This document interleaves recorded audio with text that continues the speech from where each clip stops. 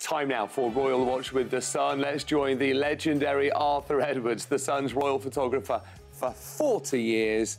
He's live in his hometown of Essex. Arthur, welcome back. It's a pleasure to be back, Richard. Now, Meghan Markle's dad, Thomas, gave an interview to Good Morning Britain. What was the reaction to it? The most important thing he said, as far as I was concerned, when Harry asked for permission to marry Meghan, he said, "You're a gentleman," he says. "As long as you don't raise a hand to her, you have my permission." I was sat in a restaurant with my father-in-law the other day. I said, "Oh, my God, how about that?" We were sitting right here when I said to you, "Can I marry Rebecca?" And without missing a beat, he just said, "Should have said no." Deadpan as well. Yeah. I think he meant it.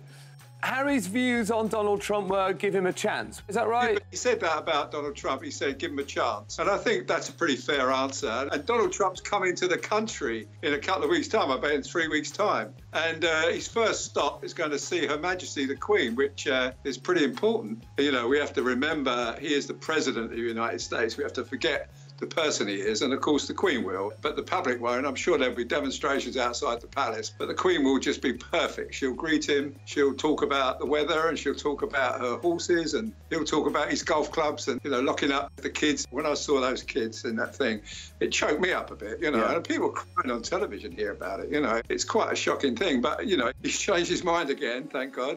I think as a result of that policy, the demonstrations in Britain are going to be absolutely enormous, but we'll see.